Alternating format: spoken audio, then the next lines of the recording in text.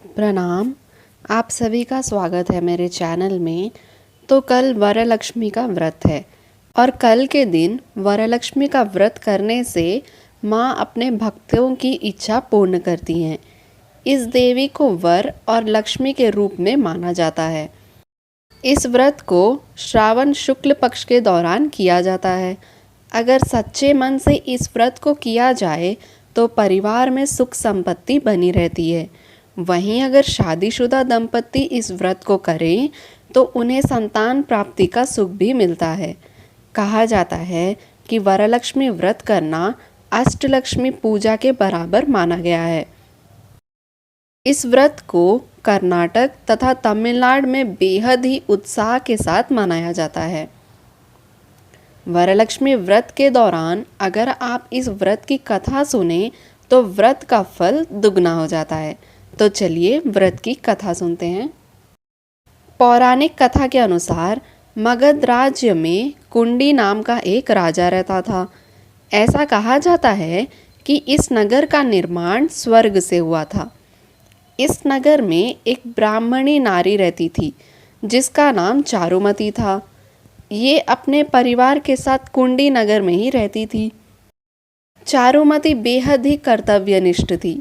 वो अपने सास ससुर और पति की सेवा में डूबी रहती थी। चारुमती माँ लक्ष्मी की पूजा अर्चना भी करती थी। कुल मिलाकर चारुमती एक आदर्श नारी का जीवन व्यतीत कर रही थी। एक रात चारुमती को माँ लक्ष्मी का स्वप्न आया। उन्होंने स्वप्न में आकर कहा कि चारुमती, हर शुक्रवार को अपने निमित्त मात्र वरलक्ष्मी व्रत को करो। इस व्रत को करने से तुम्हें मनोवांछित फल प्राप्त होगा। इसके बाद अगले दिन सुबह चारुमती ने माँ लक्ष्मी के स्वप्न का पालन किया।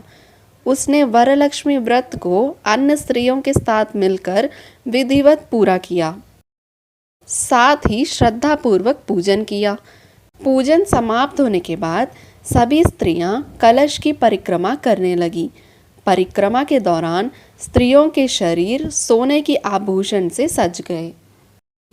यही नहीं, सभी स्त्रियों के घर भी सोने के बन गए।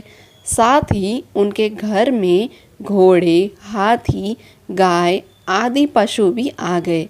ये सब देखकर चारुमती की प्रशंसा सभी स्त्रियां करने लगी। चारुमती ने सभी को व्रत विधि के बारे में बताया।